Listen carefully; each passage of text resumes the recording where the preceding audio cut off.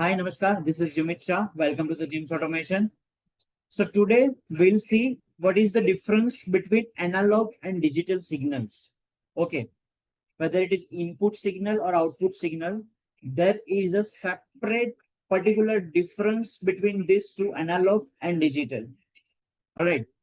So it is very easy, but still, before understanding of 4 to 20 million sensor programming, you should be aware that what is analog signal. Okay, so digital input, if you can see, digital input is a binary input. It can be either on or off, nothing else. Okay, values, only two values are possible, 0 or 1. Either it is 0 or 1, nothing else. Okay, that is for digital input. If you want examples of inputs, digital inputs, push buttons, either you can switch or on. No other states of operation, right?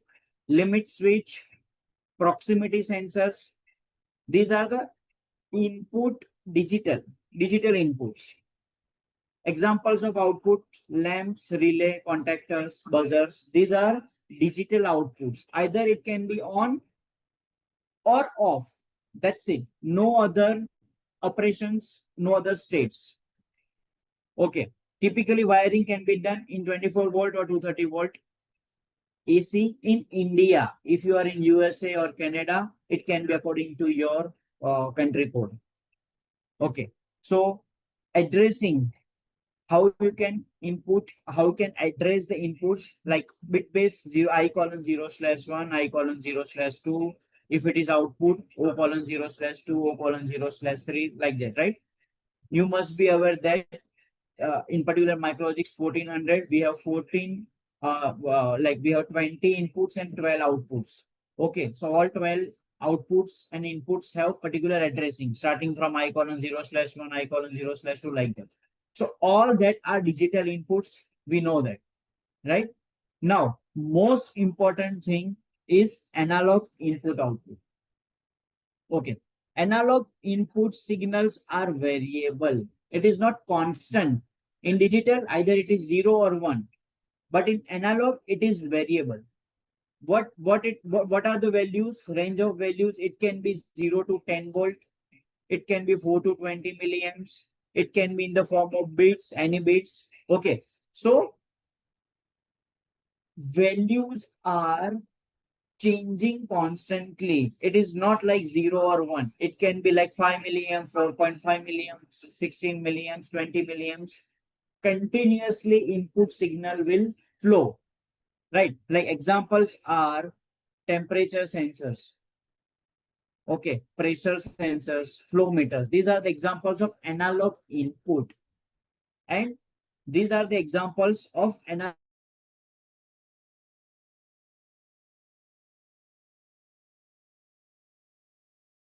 So these are analog output examples. Okay, wiring you can do with the help of shielded cables. It is more sensitive to noise.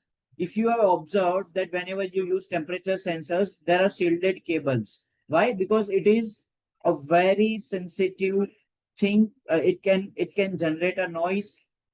It can affect by a noise, electrical noise. Okay, so values may vary. Okay, so shielded cables are mostly used in this 4 to 20 million sensors outputs, like whether it is temperature or pressure or humidity, whatever it is. Okay, and addressing. See, when you are connecting your additional analog card, addressing will be like I:1.0, I:1.1, I:1.2, like that. It has a separate input and output addressing than PLC. PLC input output addressings are like that, I:0/1, I:0/2. Analog input, which we are adding externally, it has ID like I:1.0, I:1.1, I:1.2. That also we are going to cover in our next class. As of now, just understand what is the basic difference between digital and analog inputs. So if we summarize this, our signal time, what are the major difference? See, these are analog and these are digital. Signals are binary, either it is on or off. In analog, it is continuous range of values. It is not a particular value. It is a continuous value. Data type can be 1 or 0. Here, it can be 4 to 20 milliamps. If you convert 4 to 20 milliamps in words or bits, it can be 0 to 16383. This is also we are going to cover in our next class. What it is this, right? Examples, again, switch, relays, lamp. Then in analog, it is temperature, pressure, flow. Use simple control task. And here monitoring, continuous monitoring control of variable data. Okay, our wiring is simple over here. Here it is quite complex. Okay, programming, directly you can use NO and C output range instructions. For digital inputs, for analog inputs, you need a scaling instructions. Like suppose we are using SAP instructions in our MicroLogix 1400 series. It can be vary from PLC to PLC that we are going to cover in our next class.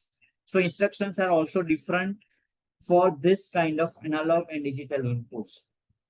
In short, if you are using an analog input, like suppose this is a sensor, temperature sensor of testometer.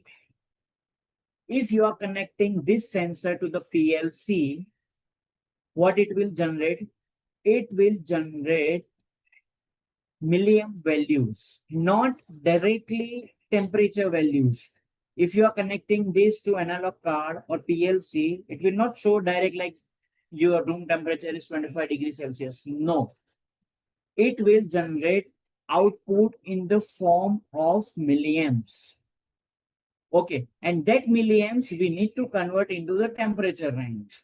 That we'll cover in our next part. But as of now, to understand analog input, understand that this temperature sensor is generating continuous output like 4.1 milliamps, 4.2 milliamps, 5 milliamps, 10 milliamps, 10.5 milliamps, 20 milliamps. Continuously, it is generating output and it is creating a waveform like this. Okay, you can say that it is creating a waveform like this.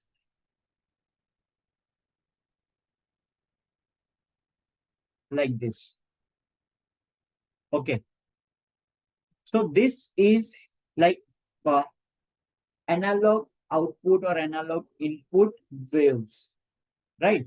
So it is very clear what is the difference between analog and digital. All right. So I hope you understood this in very depth, because this is important to understand our next class of 4 to 20 millions programming sensor. All right. Thank you so much. See you in the next class. Thank you.